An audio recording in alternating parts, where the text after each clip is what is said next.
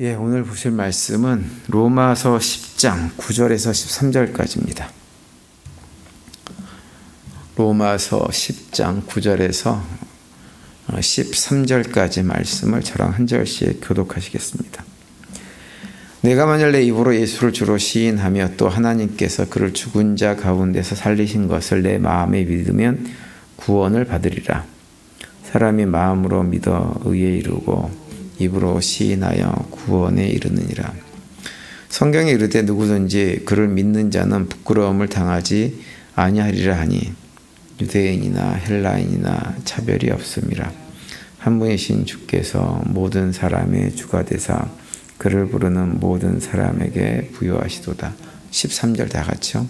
누구든지 주의 이름을 부르는 자는 구원을 받으리라. 아멘.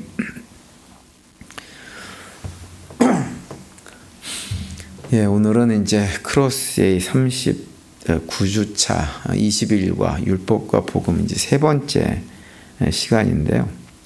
오늘은 이제 20일가에 나오는 8개의 그림 가운데 마지막 3개를 살펴봅니다. 이제 첫 번째 그림은 이 그림인데요. 그림의 제목은 종교는 얼마나 많은가라고 하는 거예요. 이 그림은 무엇을 우리한테 보여주고 있는 그림이냐면 그 세상 종교들하고 우리 기독교의 차이점이 무엇인가라고 하는 것을 잘 보여주는 그림입니다. 먼저 이제 이 그림 부분의 아랫부분의 그림을 이렇게 보시면 이 땅에 살아가는 사람들이 가운데 퀘션 마크가 있잖아요. 누구나 다 퀘션 마크를 가지고 있다고 하는 거예요. 밑에 있는 사람들 보면은 손을 아래로 하고 있죠. 이게 이제 우리 믿음의 성도들이 아니고 그냥 일반 세상 사람들을 말하는 거예요. 이분들이 어떤 생각을 하냐면 이 세상 사람들도 우리가 이 땅에 살다가 목숨이 끊어지면 그것으로 끝난다든지 아니면 지옥 같은 데를 간다든지 그러고 싶지는 않습니다. 무엇을 기대하냐면 죽음 이후에도 뭔가 좀 좋은 데를 가기를 원해요. 좋은 데를 다.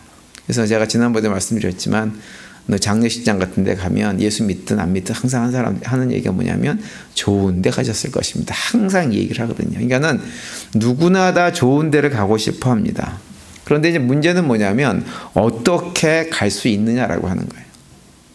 그래서 이제 밑에 있는 그 그림은 뭘 얘기해 주냐면 우리가 이 땅에 살면서 율법과 같이 어떤 명령, 신의 명령과 같이 어떤 행위를 잘 해가지고 선행을 많이 하면 이 땅에서 잘 살면 죽은 이후에 좋은 데를 갈 수 있을까? 이런 생각을 하기도 하고요. 또 어떤 사람들은 그게 아니라 어떤 신적인 존재가 우리들을 어떻게 해주면 갈 수 있지 않을까? 이런 생각을 세상 사람들도 다 한다는 거예요. 이게 일반적으로 다 모든 사람들이 이런 생각을 합니다. 어떤 종교랑 관계없이.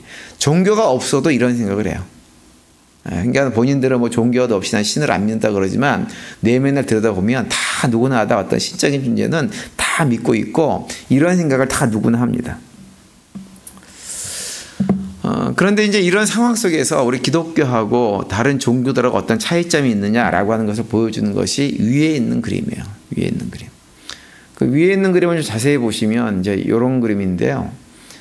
맨 밑에 보시면 가운데 보시면 손이 이렇게 있잖아요. 그죠? 손이 있는데 이 사람이 어떤 상태냐면 막 풍랑이 엄청나게 있는 바다에 빠져가지고 이제 죽을 지경에 이른 거예요. 그런데 이제 양쪽에 뭐가 던져져 있냐면 2개의 튜브가 던져져 있어요. 그런데 튜브에 보시면 왼쪽에 걸 보시면 위에 화살표가 위로 향해 있으면서 뭐가 그려져 있어요? 십계명 돌판이 그려져 있고 오른쪽에는 화살표가 아래로 그려져 있으면서 십자가가 그려져 있습니다. 그러니까 십계명 돌판이 그려져 있는 왼쪽은 무엇이냐면 이 바다에 빠져서 막 허우적거리는데 저 위에 뭐가 있어요? 배가 있죠. 배. 그죠? 이게 구명정이에요. 구명정까지 어떻게 가느냐? 왼쪽 거는 뭐냐면 우리가 이 땅에 살면서 열심히 어떤 선한 행위를 해가지고 우리 스스로 힘을 내가지고 구명정까지 헤엄을 쳐가지고 튜브에 걸쳐서 헤엄을 쳐가지고 거기까지 가야 되는 거예요. 열심히 뭔가 노력을 해야 돼요. 그래야만 저 튜브까지 구명정까지 갈 수 있다라고 생각하는 거죠. 근데 반면에 이제 오른쪽에 있는 그림은 십자가 그려져 있고 튜브에 뭐가 붙어 있나요? 뭐가 달려 있죠? 밧줄이 달려 있잖아요. 밧줄. 그러니까는 오른쪽 건 뭐냐면 그 튜브를 잡으면 어떻게 되냐면 배에서 금영장에서 우리를 끌어주는 거예요. 끌어줘가지고 이렇게 살려준다고 하는 거죠. 이 두 가지 튜브 가운데 우리가 어떤 것을 잡아야지 정상입니까? 당연히 오른쪽 걸 잡아야 돼요. 오른쪽 것을. 오른쪽 걸 잡아야 살 수 있는 길이 생깁니다. 너무 뻔한 답이에요. 그런데 문제는 뭐냐면 사람들이 생각보다 오른쪽 걸 잡지 않습니다. 이상하게 오른쪽 걸 의심합니다. 그리고 뭘 잡아요? 왼쪽 걸 잡아요. 왼쪽 걸 잡아가지고 내 힘으로 어떻게 해서든지 열심히 뭔가를 해서 거기까지 가야 되겠다는 생각을 하는 것이 사람들의 생각이에요. 그걸 갖다 성경적으로 얘기하면 율법 가운데 살아가고 있다고 하는 거죠. 근데 생각보다 우리 크리스찬 중에서도요, 의외로 오른쪽이 아니라 왼쪽을 붙드는 분이 상당히 많이 있습니다. 그래서 자기를 규정할 때 항상 내가 얼마만큼 선한 행위를 했느냐를 가지고 자기 자신을 규정을 하고 내가 선한 행위를 한 것만큼 내가 점점 구원에 가까워졌다. 이렇게 생각하시는 기독교인들이 의외로 많이 있습니다. 근데 여기서 엄밀하게 얘기해가지고 왼쪽 걸 붙잡는 사람은 크리스찬이에요? 아니에요? 크리스찬이 아니에요. 그러니까 왜 크리스찬이 아니냐? 이 왼쪽 걸 붙잡는 사람은 오른쪽에 있는 예수 그리스도의 십자가를 뭐로 만드는 거예요? 아무것도 아닌 것으로 만들어 버리는 거예요. 그런데 이 세상에 있는 모든 종교는 다 무엇을 가르치냐면 왼쪽을 가르칩니다. 오른쪽 것은 기독교의 가르침이에요. 그러니까 세상 종교는 끊임없이 그걸 요구해요. 이 땅에 살면서 뭐 이웃에게 선행을 하든지 자신들이 믿는 신에게 선행을 하든지 뭔가 선행을 열심히 해가지고 구원이라고 하는 그 정상에까지 올라와야 된다. 그래야 구원받는다. 근데 불교에서는 이제 거기까지 올라가려면 우리 인생은 한 번에 안 돼. 한 번에 안 되고 윤회를 통해서 반복해가지고 모든 죄를 다 벗고 해가지고 거기에 올라갈 수 있는 거야. 이렇게 가르치고 있죠. 어쨌든 불교를 포함해서 모든 종교들은 다 어떤 선행을 통해서 구원이라고 하는 정상까지 올라가도록 우리에게 요구해요. 그래서 이걸 갖다가 뭐라고 흔히 부르냐면 상향식 종교다 이렇게 불러요. 올라가야 된다고 하기 때문에 우리 스스로. 근데 반면에 기독교는 뭐냐? 하향식 종교예요. 우리가 올라가는 것이 아니라 누가 내려오세요? 하나님이 우리에게 내려오세요. 그게 기독교예요. 그래서 하나님께서 내려오셔가지고 우리에게 던져주신 그 튜브만 잡으면 저 구명정의 선장이 누굴까요? 우리 예수님이에요. 예수님께서 줄을 딱 당겨가지고 우리를 끌어 올려주는 것이 우리 기독교 신앙입니다. 그러니까 우리가 해야 될 것은 무엇이냐? 저 튜브를 그냥 덥석 잡으면 되는 거예요. 그것을 뭐라 그러느냐? 믿음이다 이렇게 얘기합니다. 왜 우리는 그러면 율법적인 행위를 할 필요가 없을까요? 이유가 뭘까요? 우리가 해야 될 모든 율법의 행위를 누가 대신하셨어요? 예수님께서 다 대신 감당해 주셨어요. 그리고 예수님께서 그 모든 것을 감당하도록 하게 하시는 분 누구냐? 우리 하나님이세요.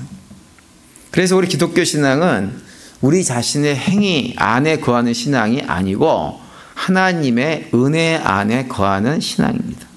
그래서 믿음이라고 하는 튜브를 그냥 잡으면 돼요. 튜브, 밧줄이 연결되어 있는 그것만 잡으면 자동으로 가는 그것만 잡으면 되는 신앙이 기독교 신앙이죠. 그러니까 세상 사람들 입장에서는 그게 너무 쉬우니까 야, 그게 말이 되냐? 이렇게 반응을 합니다. 그래도 우리가 뭔가 한 게 있어야지 어떻게 그것만 잡으면 우리가 아무것도 안 하는데 구원의 방주까지 끌려갈 수가 있어. 우리 그런 게 가능해? 말이 돼? 이렇게 생각을 하는데 그렇지가 않습니다. 근데 왜 세상 사람들이 그렇게 자꾸 얘기하냐면 그게 멋있어 보여요. 훨씬 그럴듯해 보여요. 있어 보인다고 그것이. 내가 뭔가 한 것 같잖아요. 내 자신이 드러난단 말이에요. 그러니까는 계속 그걸 원하는데 사실은 그 일로 되지 않는다고 하는 거예요. 성경은요. 그것은 절대 안 된다고 하는 것을 창세기 3장부터 계속해서 얘기해 줍니다. 계속. 이런저런 사례들을 통해서 계속 그 얘기를 해주고 있어요. 그런데도 불구하고 그 얘기를 하나님께서 그렇게 목이 저처럼 쉴 정도로 얘기를 하시는데도 그 얘기를 안 들어요. 그리고 내 행위대로 뭔가를 해보겠다고 안간힘을 쓰는 거예요. 그러지 마시기 바랍니다. 그래서 행위를 자랑할 것도 없고 행위를 강조할 필요도 없어요. 우리는 하나님의 은혜로 사는 거예요. 은혜로. 그러면 이제 우리가 그 밧줄을 밧줄이 붙잡혀 이제 달려 있는 튜브를 잡아야 되는데 그 우리가 붙잡아야 되는 믿음의 내용이 뭐냐? 그 믿음의 내용이 다음 그림에 이제 그려져 있는 것이 요 그림이에요. 요 그림. 여기 튜브에 뭐가 그려져 있어요? 예수님에 대한 내용이 기록이 되어져 있죠. 그러니까 한마디로 우리가 잡아야 될 건 뭐냐? 예수님을 붙잡아야 돼요. 왕이신 예수님께서, 하나님이신 예수님께서 이 땅에 어떻게 오셨어요? 인간의 육신을 입고 오셔가지고 우리를 섬기셨어요. 섬기시되 어떻게 섬기셨냐면 섬김의 극치인 십자가에서 우리의 죄, 우리가 행해야 될 모든 행하지 못한 율법적인 모든 행위, 거기에 대한 대가를 대신 다 치르시고 우리를 대속하셔가지고 우리의 죄를 해결해 주시고 죽음으로 끝났느냐? 끝나지 않고 죽었다가 3일 만에 부활하셔서 승천하셨다고 하는 것. 이 사실을 믿는 거예요. 이게 우리가 붙잡아야 될 거예요. 이걸 붙잡으면 어떻게 돼요? 우리는 산다고 하는 거예요. 산다고 하는 거예요. 그런데 그걸 어떻게 믿어야 되느냐? 밑에 있는 이제 1, 2, 3이라고 되어 있는 그 내용이 이제 우리가 어떻게 믿어야 될지를 얘기해 주는데 첫 번째는 뭐냐면 1이 뭐냐면 지식이라고 되어 있어요. 지식. 예수님에 대한 지식을 우리가 알아야 돼요. 예수님이 누구시고 예수님이 어떠한 일을 하셨고 우리를 위해서 뭘 하셨는지 그걸 기본적으로 알아야 됩니다. 그걸 전혀 모르면 안 돼요. 예수님께서 뭘 하셨는지도 모른다 그러면 문제가 있는 거예요. 그리고 두 번째는 뭐냐면 동의를 해야 돼요. 예수님께서 행한 모든 지식에 대해서 맞아. 예수님께서 날 위해서 그렇게 하셨지 라고 하는 것에 동의를 해야 돼요. 그리고 동의로만 머리만 끄덕거리는 걸 끝나지 않고 내 마음으로 어떻게 해야 돼요? 확신을 가져야 돼요. 그래서 이제 1, 2, 3번이면 지식, 동의, 확신이에요. 그래서 이제 그 내용을 오늘 본문, 우리가 읽은 본문 로마서 10장 말씀이 해주고 있는데요. 9절과 10절 말씀을 세 번역으로 보면 이렇게 번역을 해놓고 있습니다. 당신을 만일 예수는 주님이라고 입으로 고백하고 하나님께서 그를 죽은 사람들 가운데 살리신 것을 마음으로 믿으면 구원을 얻을 것입니다. 사람은 마음으로 믿어서 의에 이르고 입으로 고백해서 구원에 이르게 됩니다. 이렇게 말씀을 하고 있어요. 그래서 예수님에 관한 지식을 마음으로 믿고 입으로 시인하는 거예요.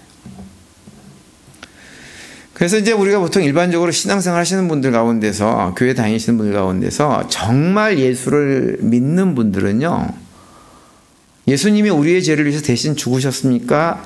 당신 그렇게 믿습니까? 라고 묻잖아요. 물으면 당연히 내가 그걸 믿죠. 예수님이 나의 죄를 위해서 돌아가셨죠. 내가 그분의 은혜 때문에 이렇게 믿음 생활하고 신앙생활 할 수 있고 하나님 자녀가 된 것입니다. 라고 자신 있게 얘기를 합니다.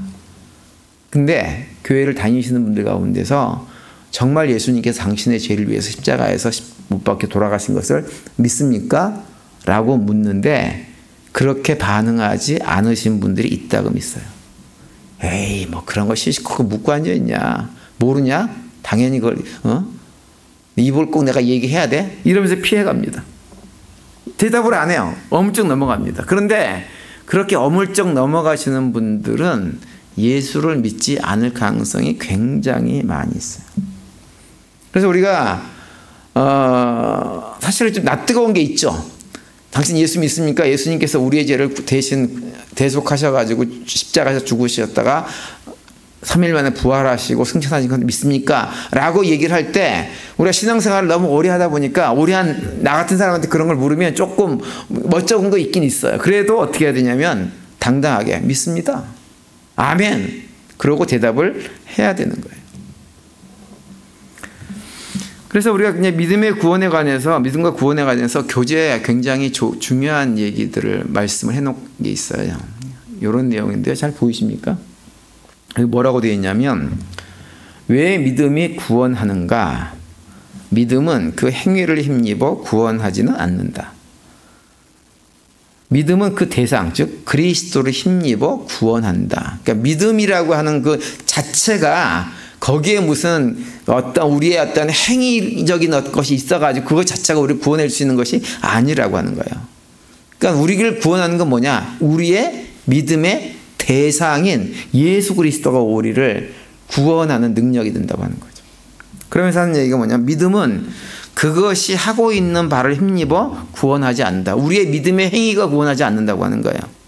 믿음은 그것이 의지하는 분, 즉 우리가 의지하는, 즉 그리스도를 힘입어서 구원하는 거예요, 우리를.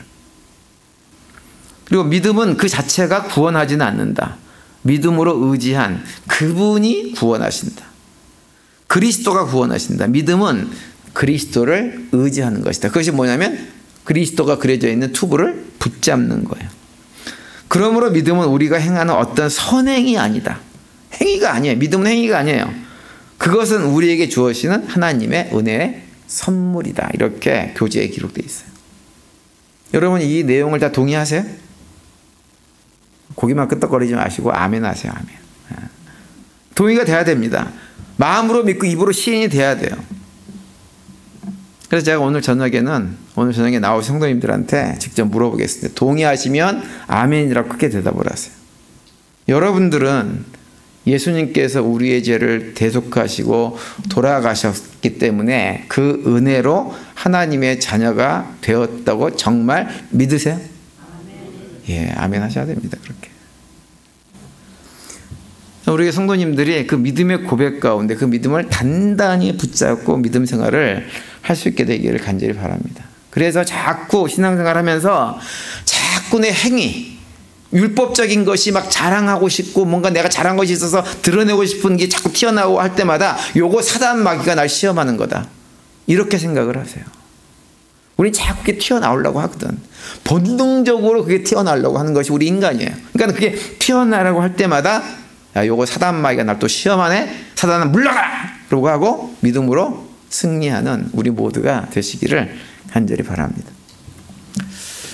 그리고 이제 다음 8번째 그림은 무엇에 관한 한 가지, 구원과 행위, 율법과 복음에 대해서 한 가지를 더 확인해 주고 있는 것인데요.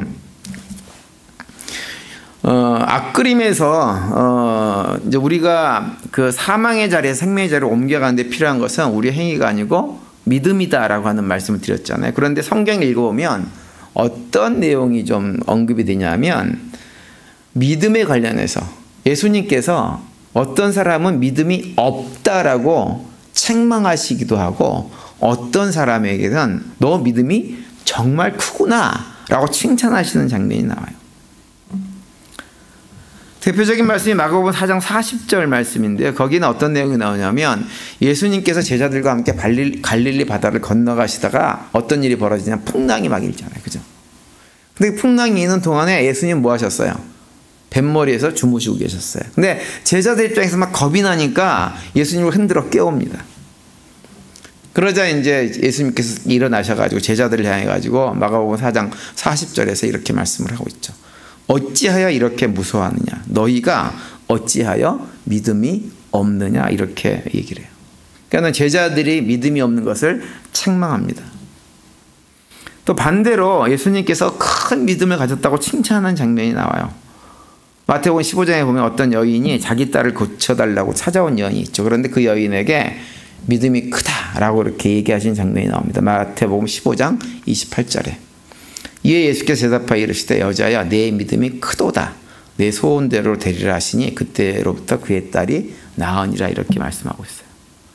그러니까 마가복음 4장하고 마태복음 15장 말씀을 이렇게 보면 예수님이 보실 때 어떤 사람은 믿음이 없거나 작고 어떤 사람은 믿음이 큰 사람이 있다고 하는 거예요. 예수님께서 어떤 사람에게는 믿음이 작거나 없다고 말씀하시고 어떤 사람은 크다고 말씀을 칭찬을 하셨는데 그러면 우리가 붙잡아야 되는 그 믿음도 작은 믿음이 있고 큰 믿음이 있을 수 있나요? 없나요? 어떻게 생각하세요? 앞에서 봤던 그림에서 그 추부를 잡는 그 믿음이 어떤 사람은 믿음이 좋아가지고 꽉 잡고 어떤 사람은 슬그머니 잡고 이런가요?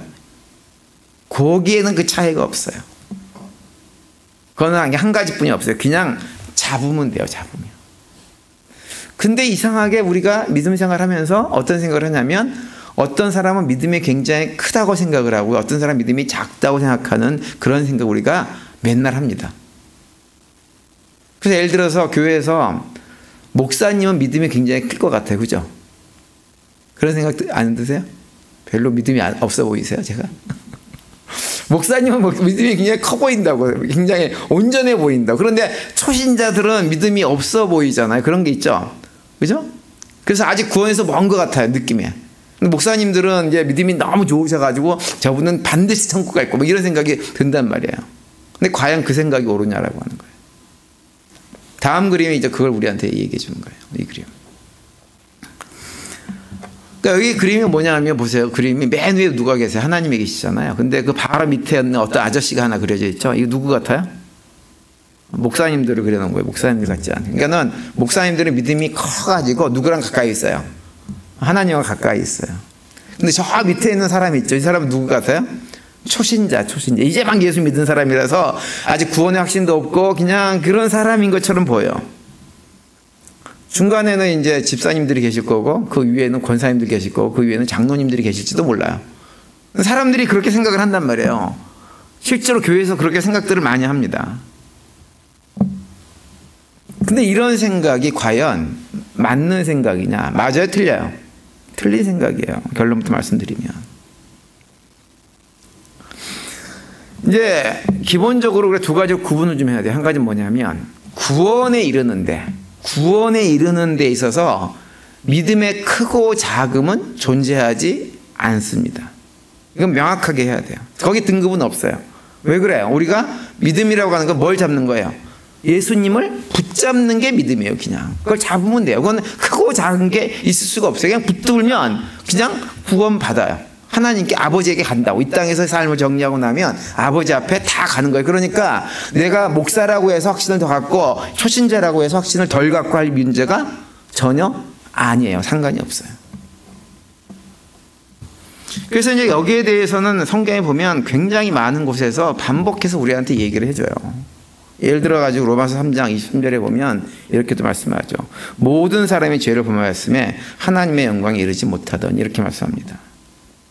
이 말씀은 무엇을 얘기해 주냐면 왜 모든 사람이 구원을 통해서만 믿음을 통해서만 구원을 받을 수밖에 없는지를 말씀해 주는 거예요. 왜? 모든 사람이 어떤 상태예요? 다 죄인이에요. 하나님 앞에서 볼 땐 다 똑같은 죄인이지 누가 훌륭하고 덜 훌륭하지 않아요. 제가 며칠 전에 어떤 분하고 얘기하면서 그런 얘기 했어요. 하나님이 보실 때 믿음의 수준을 100점 만점으로 놓고 보면 우리들 대부분의 목사인 저를 포함해가지고 우리들 대부분은 점수가 몇 점이나 줄 수 있을까? 그분이 저한테 그러더라고. 한 50점은 줄 수 있지 않나요? 그래. 천만의 말씀, 만만의 콩떡이라고 얘기하죠. 제가 볼 때는 많이 좁아야 5점이에요. 4.5점 이 정도뿐이 안 된단 말이에요. 솔직하게 생각해 보세요. 내가 정말로 그렇게 믿음이 굳건한지. 우리 그것뿐이 안 돼요. 우리 안에 있는 타락한 본성이 우리를 그렇게 많이 끌어내린다고요. 그래서 믿음이 성장했다 그래봐야 100점 만점에 5점, 6점, 10점도 안 돼요. 그게 우리 아니에요? 솔직하게 얘기해서. 그래서 끊임없이 시기하고 질투하고 경쟁하고 비교하고 막 그러잖아요. 미워하고 시기하고 원수 맺고 이러고 살잖아요. 사실은 예수를 믿는다고 하면서도 그게 우리라고요. 우리. 그러니까 모든 사람이 죄를 범했다고 하는 것은 예수를 믿든 안 믿든 그 죄인이라고 하는 그 상태만 놓고 보면 그 아무도 구원받을 대상은 존재한다 안 한다? 안 한다는 거예요. 없다는 거예요. 그 하나님의 영광에 결코 도달하지 못해요. 자기 힘만으로. 그래서 사도 바울 같은 사람도 그런 고백을 하잖아요. 그 대단한 어르신이 기독교 역사 중에 가장 뛰어난 어르신 가운데 한 명이 예수를 처음 다메섹에서 만난 이유가 아니라 오랜 세월이 지나서 신앙생활 열심히 다 하고 사역 열심히 다 감당하고 이제 노년이 돼가지고 고백한 내용이 뭐냐면 오호라 나는 공고한 사람이로다. 로마서 7장 24절 말씀이에요. 오호라 나는 공고한 사람이로다. 이 사망의 몸에서 누가 나를 건져내라. 이렇게 고백을 합니다. 우리가 이런 존재인데 어떻게 됐어요? 구원받았다고 하는 거예요. 어떻게 구원받았어요? 말씀이 말해주는 대로 하나님의 은혜로. 우리가 너무나 잘 아는 에베소서 2장 8절과 9절 말씀에 이렇게 말씀하죠. 너희가 그 은혜를 인하여 믿음으로 말미암아 구원 얻었나니 이것이 너희에게서 난 것이 아니요 하나님의 선물이라. 행위에서 난 것이 아니니 이는 누구든지 자랑치 못하게 함이니라. 너무너무 중요한 말씀이에요. 하나님의 은혜로 구원받은 것, 하나님의 은혜로 믿음으로 구원받은 것뿐이지 우리가 구원에 관한 한 우리에게서 난 것은 아무것도 없어요. 그래서 그냥 구원은 선물, 공짜란 말이에요. 공짜. 행위에서 난 것이 아니니 아무것도 뭐 하지 말라, 자랑하지 말라, 이렇게 말씀을 하고 있는 거예요. 심지어 우리가 믿는 믿음이라고 하는 것조차도 이게 우리한테서 나왔나요? 아니에요. 이게 우리한테서 나온 게 아니에요. 믿음 자체가 누가 어떻게 해서 주어졌어요? 성령 하나님께서 어떤 경로를 통해서 우리 안에 들어오셔가지고 그 성령 하나님께서 우리로 하여금 믿음을 갖게 만들어 주신 거예요. 우리 쪽에서 나온 게 아니란 말이에요. 그러니까 우리가 믿음을 갖게 한 것도 전적으로 하나님의 역사 속에서 되어진 거예요. 처음에 누군가가 나에게 복음을 전해주는 사람이 우린 다 있어요. 그것이 부모님이 되기도 하고 이웃 사람이 되기도 하고 친척이 되기도 하고 어떤 경우 선교사가 되기도 하고 누군가가 복음을 전해줘서 그 복음을 통해서 성령 하나님이 내 안에 들어오셔가지고 어떻게 됐어요? 우리가 믿음이라는 걸 갖게 된 것이지 아무것도 없는 상태에서 어느 날 갑자기 내가 덜컥 믿음이 생겼냐면 아니란 말이에요. 그러니까 믿음조차도 뭐예요? 하나님의 은혜의 선물인 거예요. 아멘이세요? 다 선물입니다. 그걸 에베소 2장 8절과 9절에서 그 강조를 하고 있는 거예요. 그렇기 때문에 에베소 2장 9절에서 뭐라는 거예요? 우리는 아무것도 자랑할 수 있다 없다? 없다. 자랑하는 순간 그건 뭐냐? 교만이에요. 교만. 교만은 잠언에서 말씀하고 있는 대로 패망의 선봉입니다. 지름길이에요. 그래서 우리가 복음서를 보면 예수님께서 공생의 사역을 하시면서 계속해서 책망한 대상이 누군가요? 바리새인들이었는데 바리새인들의 대표적인 특징이 뭐예요? 교만한 거예요. 자기들이 굉장히 영적으로 훌륭한 사람이라고 자신들의 행위를 보고 그 안에는 외식과 거짓이 차고 넘치는데도 불구하고 얼마나 교만했는지 모릅니다. 그리고 자랑했잖아요. 그러니까 자랑하는 것이 굉장히 위험한 거예요. 그래서 자랑하지 말아야 되고 자랑할 것이 아니라 모든 것이 하나님의 은혜입니다. 교회 공동체 신앙생활하면서 내가 아무리 대단한 어떤 하나님의 은혜 가운데서 대단한 일을 갖다가 성취를 했다고 하더라도 그 모든 것은 뭐예요? 하나님의 은혜예요. 다 하나님의 것이에요. 우리 것은 아무것도 없어요. 그래서 저는 우리 성도님들이 그것을 기억하고 오직 지금 내가 나된 것은 하나님의 은혜입니다 라고 하는 이 고백 가운데 믿음의 길을 걸어갔으면 좋겠어요. 그런데 이제 에베소 2장 10절에 보면 어떤 얘기를 하냐면 하나님의 백성들이 해야 할 것이 나와요. 그래서 10절에 이렇게 기록을 합니다.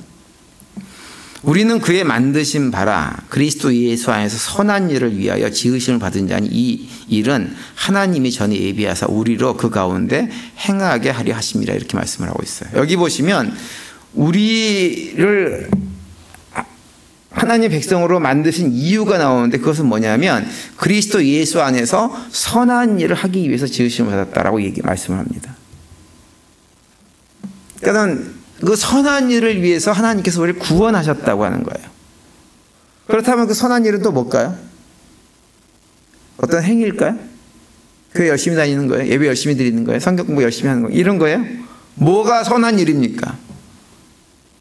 여러분 우리 인간들이 열심히 노력을 해가지고 행하는 모든 것들은요 선한 것이 존재하지 않아요. 왜 그래요? 우리는 뭐예요? 타락한 죄인들이에요. 용서받은 죄인들이기 때문에 우리가 행하는 모든 것들은 선할 수가 없어요. 그러면 선한 일은 어떠한 것이냐면 선하신 분의 일이 선한 일인 거예요. 우리는 죄인이기 때문에 우리가 하는 모든 일들은 죄악된 일만 해요. 그리고 선하신 그분만이 선한 일을 하세요. 그러면 선하신 그분은 누구예요? 한 분뿐이 안 계세요. 누가 선하세요? 하나님만 선하세요. 하나님만. 마가복음 10장에 보면 한 부자 청년 예수님께 와가지고 예수님한테 선하신 선생님이요 이렇게 부릅니다. 그러자 예수님께서 마가복음 10장 18절에서 이렇게 말씀하세요. 예수께서 이르시되 내가 어찌하여 나를 선하다 일컫느냐 하나님 한 분 외에는 선한 이가 없느니라 이렇게 말씀하세요. 우리 모두는 죄인이라고 우리에게는 선한 일을 할 수 없다고 한 그 얘기는 제 얘기가 아니고 누구 얘기예요? 보니까 예수님 얘기예요. 예수님 한 분만. 예수님은 자기 자신도 사람들이 선하다라고 얘기할 수 없다라고 말씀하셨어요. 그 정도로 인간의 육신을 입고 있다고 하는 그 이유 하나 때문에 오직 누구만 선하세요? 아버지 하나님만 선하세요. 근데 그 아버지 하나님께서 하시고자 하는 일이 무엇인가 하면 다른 것이 아니라 바로 우리가 예수를 믿는 것이 하나님께서 하시고자 하는 일이에요. 그래서 요한복음 6장에 보면 28절 29절에 이렇게 말씀을 기록하고 있습니다. 그들이 묻되 우리가 어떻게 하여야 하나님의 일을 하오리까? 예수께서 대답하여 이르시되 하나님께서 보내신 일을 믿는 것이 하나님의 일이니라 이렇게 말씀하세요. 뭐가 하나님의 일이에요? 하나님께서 보내신 누구예요? 예수님을 믿는 것이 하나님의 선하신 일이에요. 그러니까 우리를 하나님께서 구원하셨는 그 이유는 뭐냐면 우리가 예수님을 잘 믿고 살게 하는 그 선한 일을 행하게 하려고 우리를 갖다가 구원해 주셨다고 하는 거예요. 믿음으로 그냥. 그래서 우리가 그걸 얼마만큼 잘 하느냐, 예수님을 얼마만큼 잘 믿고 예수님의 삶을 따라서 그걸 의지해서 삶을 살아가려고 하느냐에 따라서 정도가 있어가지고 거기에는 무엇이냐면 큰 믿음이 있고 작은 믿음이 있을 수가 있어요. 어떤 사람은 예수를 믿기는 믿어요. 믿기는 믿는데 예수님을 제대로 안 믿어요. 자꾸 마음에 의심이 생겨요. 내가 예수님께서 걸어가신 그 길을 같이 걸어가도 내가 되나 안 되나? 나 혹시 망하는 거 아니야? 이런 마음이 들고 어떤 분들은 그게 아니에요. 나는 예수님께서 걸어가신 그 길을 따라가려 갈래 라고 마음에 먹고 있는 분들이 계세요. 근데 그걸 차이에 따라서 제가 늘 말씀드리지만 우리가 예수님을 믿고 예수님께서 걸어가신 그 길을 걸어가면요 우리 삶이 복되어집니다. 그래서 그 길을 걸어가라고 하는 거예요. 근데 우린 잘 그걸 몰라요. 자꾸 이상하게 예수님께서 걸어가신 그 길, 자기를 부인하고 자기 십자가를 지고 예수님을 따라가는 그 길을 가면 왠지 손해볼 것 같아요. 이 땅에 살면서 억울한 일 당할 것 같아요. 예수님처럼 죽을 것 같아요. 잘못하면. 그래서 그걸 못해요. 근데 사실은 예수님이 걸어가신 그 길을 가면요 이 땅에 살면서 우리 삶이 너무 평안해집니다. 환경이 더 이상 문제가 되질 않아요. 환경과 관계없이 삶이 평안하고 기쁘고 감사가 넘치는 삶을 살아갈 수 있는데 그걸 못해요. 근데 어떤 사람들은 그걸 하는 사람들이 있단 말이에요. 그걸 하는 사람들이 어떤 사람이냐? 큰 믿음을 가진 거예요. 그래서 예수님을 믿고 담대하게 주님 고쳐주세요. 치료해주세요. 회복시켜주세요. 나로 하여금 예수님을 닮아서 살아가게 해주세요. 라고 더욱더 예수님을 닮아가기 위해서 애를 쓰는 삶을 살아가죠. 그런 사람이 어떤 사람이냐? 믿음이 큰 사람이고 그런 사람들이 이 땅에 살면서도 환경과 관계없이 이 땅에서도 천국을 맛보고 경험하고 누리며 삶을 살아가는 거예요. 근데 그 믿음이 없으면 어떻게 사느냐? 이 땅에 살면서도 믿음으로 구원받은 백성인 거는 맞는데 세상 사람들이 지지고 볶으면서 그 괴로움을 다 쌓아놓고 사는 것처럼 우리도 그런 삶을 살아가는 거예요. 얼마나 불행합니까 이게? 얼마나 바보 같은 짓인가요? 선택을 해야 돼요. 내가 큰 믿음으로 살지 작은 믿음으로 살지를 결정하셔야 됩니다. 그런데 큰 믿음으로 살면 우리에게는 반드시 복이 주어져요. 환경과 관계없이. 육신이 건강이 안 좋아도 그 안에서 세상 사람들이 알지 못하는 기쁨을 경험하고 살아가요. 사업이 다 망해도 그 안에서 세상 사람들 경험하지 못하는 평안을 누리고 살아간단 말이에요. 하나님께서 살려주시는 걸 경험할 수 있다고요. 저는 우리 교회 성도님들이 그런 것들을 경험하면서 살 수 있었으면 정말 좋겠어요. 그래서 더 이상 눈에 보이는 거, 손에 잡히는 거, 그것 때문에 전전긍긍하고 어쩔지 몰라 하고 막 이러고 사는 것이 아니라 손에 잡히는 것이 없어도 눈에 보이는 것이 없어도 담대한 믿음을 가지고 걸어가면서 하나님과 동행하면서 그 가운데서 세상에 알 수 없는 평강들을 누리며 살아갈 수 있게 되기를 정말 간절히 바랍니다.